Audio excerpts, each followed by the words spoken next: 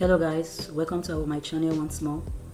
It's Gentle here. So today we'll be looking at HTML, the very basics of HTML, what HTML is all about, and how you can get your first HTML page working, or your HTML file. In this video you will be learning, just like I said earlier, the full meaning of HTML and how to use HTML. You'll also be learning on other programs like CSS, the meaning of CSS and how CSS works harmoniously with HTML, and the meaning of CSS, and also JavaScript, how to incorporate your JavaScript to your HTML page. And you'll also be learning on how to get your first page running on the internet after the end of this video series or this playlist. So just watch to the end and have fun. Okay, so you're welcome once more. Just like you know, HTML is the very basic you need to know to get your web development journey started with. HTML stands for Hypertext Markup Language. And before we proceed with this video, I strongly recommend you get the following tools. You must have a browser. You can either use a Chrome browser or Firefox, but I personally recommend Chrome. And secondly, you need to have your code editor, and I also strongly recommend Visual Studio Code. So for those of us that don't have Visual Studio Code or know what Visual Studio Code is all about, so I already have Visual Studio Code installed. Like I said before, is a code editor. It's an open source AI code editor that allows you to write codes that can run on browsers, either Chrome or other kind of browsers, and even help you build an application. So this is the current version of the Visual Studio Code you will be downloading. I already have it installed in my machine, so you can see this here, so I won't be installing it anymore. So but for those of us that don't have this running on our machine, you need to come to this website, and once you're in this interface, you click on the download button and then wait for it to download. So you can even select your device type if you're using Windows 10, and then Visual Studio Code can only support Windows 10 and Windows 11, so it can be run on any Windows below Windows 10. So you can either choose this if you're using a Windows version, or you can go for this if you're using a Mac OS. Okay, so once you hit on this, then you install, and you just follow the on-screen wizard prompts, and then you will get your Visual Studio Code running in your machine. So having said that, let's just close this up and jump right into our Visual Studio Code. So I'm going to open my Visual Studio Code. Now this is my Visual Studio Code. So once you open your Visual Studio Code for the very first time, you'd see an interface that looks pretty much like this. You don't need to be scared about this. Okay, so you don't need to be scared about this. This is what you would meet. Okay, so these are some icons on the left. So this is your file, your search, and your source control. For those of us that want to take it a little bit advanced, you don't need to worry about this as a complete beginner. Your debug and your run. Then this is for extension. Yes, as a beginner, you need to get familiar with extension. Extension is more like a marketplace where you can either download some extensions from. Mostly they are extensions that helps you work on Visual Studio Code. So as a complete beginner, somebody that has just installed Visual Studio Code in his or her machine, there's one good extension you need to have running in your Visual Studio Code, and that is Lifesaver. So you need to search for Lifesaver on your extension. You can see extension marketplace. So I'm just going to wait for it to come up. Okay, yeah, so this is up. So this is the Lifesaver you need to install. So as you can see right here, it's already installed in this machine, so that's why I have the uninstall button. Don't go for this. it's better you go for this. So once you install this, then you can be able to use it up in your Visual Studio Code. So after your installation, you come to this part, your settings. So this is your settings. Come over to settings, and then it takes you to this place. So all you need to do is to leave it in after delay. We have on focus change, on Windows change. Just choose after delay, then you're good to go.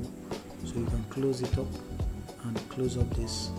Then now this is the HTML. So let's delete this and then go back to our file. Now, what HTML stands for, like I said earlier, it stands for Hypertext Markup Language. Basically, HTML allows us to write the skeletal framework of the web page. Take for instance a web page like Facebook, TikTok, Instagram, and so on. Most of these web pages are built on HTML. That is to say that the HTML is the structural part of the websites. So HTML is very fundamental and very basic, because before you need to develop a fully fledged website, you need to have your HTML, the skeletal form of the website. That is where HTML comes in. It allows us to write, to put in our headers, our paragraphs, our images, our buttons, and so many other things you can think about, tables and so many other things. So it is basically the structure of the website. It holds the structure of the website. And you might want to think of this as the human skeleton. Now, the skeleton is very basic and very fundamental as well. It's important for our very existence. So we need the skeleton to move and to have form. So that is what HTML does on a web page. Now, having known about HTML, it is not just enough to have the knowledge of HTML. You also need to know other things, such as your CSS, which stands for Cascade Styling Sheet. The CSS, unlike the HTML that provides the structure of the website, the CSS provides the styling of the website as well. Yeah, so if you have a website, you've built on the structural parts of the website, but now the website looks completely boring.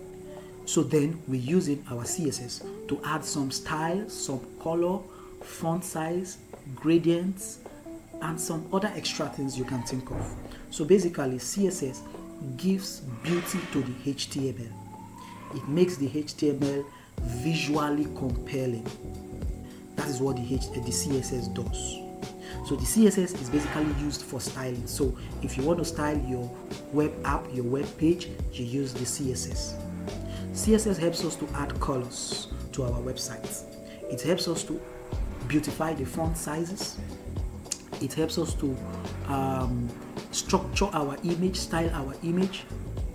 You can either increase the size, reduce the size, do so many things about that using CSS. And you can also take it further to add some animations, login animation, transition, hover effects, and so on and so forth. But you don't need to worry about all this, because I am going to explain it in details as we move along in this video. Now, you now know the meaning of HTML, and you are also aware of the fact that you also need CSS to work with HTML. Now, you also need to have a third program or a third language. Basically, this is a programming language, and I'm talking about the JavaScript. So unlike the HTML that gives the structure or the framework of the website, and also unlike the CSS that provides the styling of the website, the JavaScript helps us to add some behavior, to add some interaction between the client, the user, and the website. So JavaScript builds on the brain of the website. It makes the website intellectual. It makes the website interact with the user. It adds behavior. So using the human body as a case study, the HTML can be likened to the skeletal system of the human body, while the CSS can also be likened to the flesh of the human body. The flesh covers the skeleton, gives more beauty to the skeleton, because if you were to see a real skeleton, I believe you would take to your heels, right? So what the CSS does is to cover up the skeleton and makes it more beautiful to look at. Then the JavaScript is the brain of the website. It allows users to interact with the website, or the website interacts with users. It gives the functionality of the website. You get it now? So these three bodies need to come together in harmony for a web page to exist. So having talked about HTML, JavaScript, and CSS, you are now ready to begin the first HTML lesson. So if you've not had any experience coding with HTML, you don't need to worry. I have lots of video lined up to guide you through the process. I just need you to be patient and listen attentively, and then you would see yourself coding in no time. Thank you, and watch out for the next video. Bye.